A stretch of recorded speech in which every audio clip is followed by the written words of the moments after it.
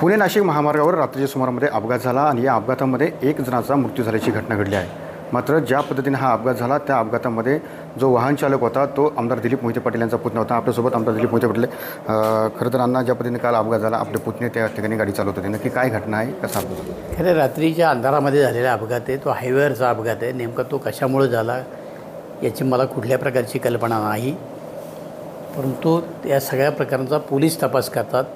Police यंत्रणा त्यातनं सत्य शोधून काढेल। याच्यामध्ये एवढंच आहे की माझा पुतण्या दारू पिलेला नव्हता आणि तो स्वतःहून पोलीस स्टेशनला हजर झाला। कारण ज्यावेळेला जमाव जमतो किंवा लोकांच्या भावना तीव्र असतात, त्यामुळं मी त्याला सांगितलं तू स्वतः पोलीस स्टेशनला जा आणि तो स्वतः पोलीस स्टेशनला जमा झाला। आजही तो पोलिसांच्या ताब्यामध्ये आहे। खरं तर काल अपघात झाला त्यानंतर पोलीस चौकीमध्ये नातेवाईक जमले होते, मात्र त्या ठिकाणी असं समजलं होतं की नातेवाईकांचा आरोप असा केला आहे की ज्यावेळेस अपघात झाला त्यावेळेस तुमचे पुतणे त्या ठिकाणी निघून गेले, असे कुठेतरी नातेवाईकांनी आरोप केलेला आहे। विषय असा आहे, तुम्हालाही कल्पना आहे, ज्यावेळेस जमाव जमतो त्यावेळेस जमावाच्या भावना तीव्र असतात।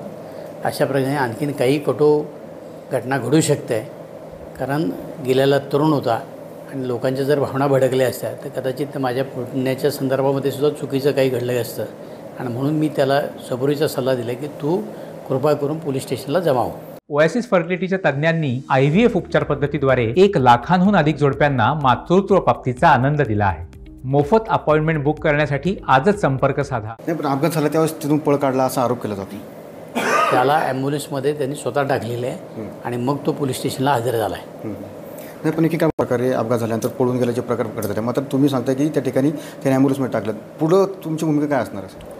याच्यामध्ये जर तो दारू पिलेला असता किंवा त्याची चूक असती तर तो पळून गेला असता। तो स्वतःहून पोलीस स्टेशनला हजर झाला आहे। मी याचा अर्थ असं आहे, गुन्हेगार पळून जातो हा काही गुन्हेगार नाही। नेमकं काय घडलं आहे हे पोलीस शोधून काढतील। नक्की ज्या पद्धतीने पाहिलं की खरं तर हा अपघात आहे, नक्की काय घडलं हे मात्र पोलीस शोधून काढतील। मात्र एकंदरीत ज्या पद्धतीने जरी पुतण्या असला तरी जो कायदेशीर ज्या बाबी आहेत त्या करण्यासाठी दिलीप मोहिते तयार आहेत। मात्र एकंदरीत आपण पाहिलं की ज्या पद्धतीने पाहिलं की पुणे नाशिक महामार्गावर हा अपघात आहे, अपघातामध्ये जो दोषी असेल त्यांच्यावर कारवाई केली जाईल असं या ठिकाणी दिलीप मोहिते यांनी सांगितलं आपल्याला पाहायला मिळतं आहे। कॅमेरा परमेश स्वामी सुनील TV9 मराठी, राजगुरुनगर, पुणे।